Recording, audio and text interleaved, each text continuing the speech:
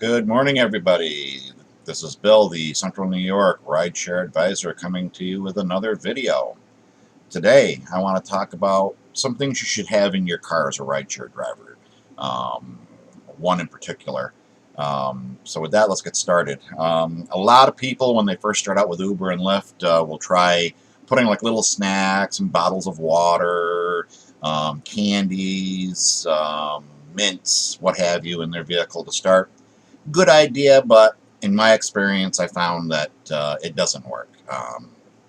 People do this to get higher ratings, and I never got a higher rating. I never got 5 stars from it. I think once one client said that because I had candy in the vehicle that she was going to give me a definite 5 stars, and she did. She was very nice about it, and she did give me 5 stars. Um, Star ratings and all that's going to be a different video, so I'm not going to cover that here. Um, the most important thing you should have in your vehicle is a dash cam. Anything that will record audio and video. I use a Uniden. I don't have the box here, but what I'll do is I'll get the box and I'll post the make of my dash cam in the description below.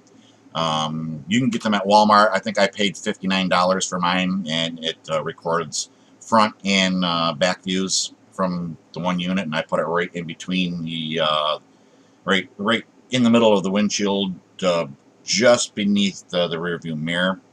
And it comes in handy, trust me, because I've had clients that have gotten a little antsy and out of hand, and when they do that, I just say, see the little red light? I'm recording you. And they may get a little antsier about that, but you've got to remember, New York State is a single consent state, which means only one person has to agree to the recording of audio and video in your vehicle. And if you're the one who agrees with that, you're fine. You're covered. They can't do anything. Pad and pen. I keep a pad and a pen in my vehicle to document any problems I might have with a rider. As you know, you should immediately let Uber and Lyft know if you have a problem. Write it down, though, because you'll have documentation then, and if Uber and Lyft come back to you and say, well, you never turned it in, you could say, well, here it is. I got it right here. What happened?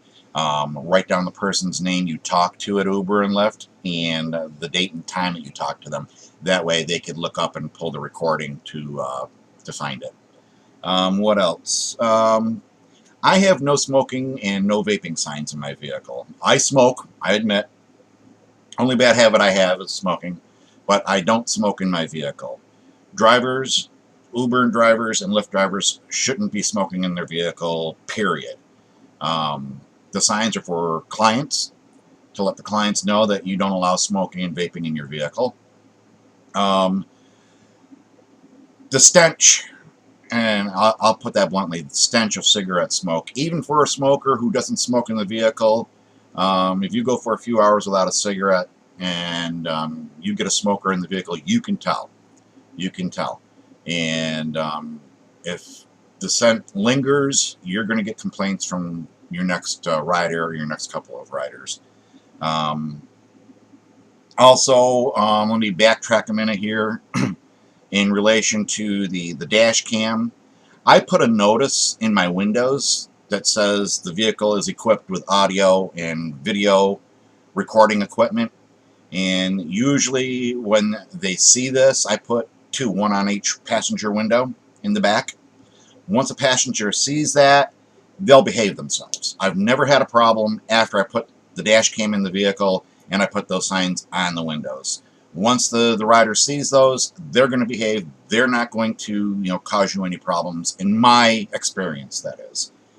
Yours may be different. As far as odors, cigarette smoke, food odors, anything like that, anything that makes your car smell crappy. I use Febreze, and I use the new car scent Febreze. You can get that any grocery store, Walmart, Price Chopper, what have you. If you can't find that, get the Febreze neutralizer to neutralize all the odors in your vehicle.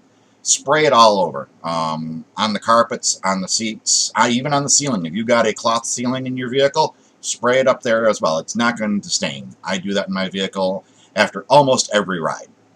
Don't go to a car wash, and at the car washes they have these little scent machines.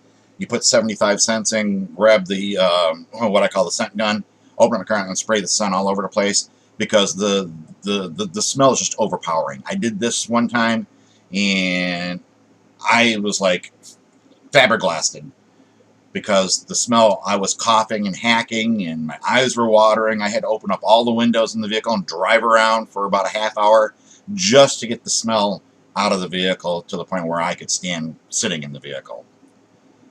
Puke buckets. Major need right there. Especially if you're riding or doing the night shift, the bar scene. Puke buckets. I have at least 2. Keep 2 in the vehicle. Keep some the plastic grocery bags. Keep a supply of those in the vehicle. If you're going out on the night shift, put a plastic bag in a bucket. Keep them where you can get your hands on them real quick. That way, if you got a rider or 2 that are intoxicated in your vehicle and they're going to puke, hand them a bucket. That way, all you got to do is tie it up, throw it out when you get rid of them, when you let them off at their destination. I like to keep a large towel in my vehicle. You can do a large towel or a blanket. As you know, we have to take people with service animals, whether it be a cat, dog, what have you. But to save your upholstery, keep a large blanket or a large towel in the trunk of the car or in the back of the SUV or what have you.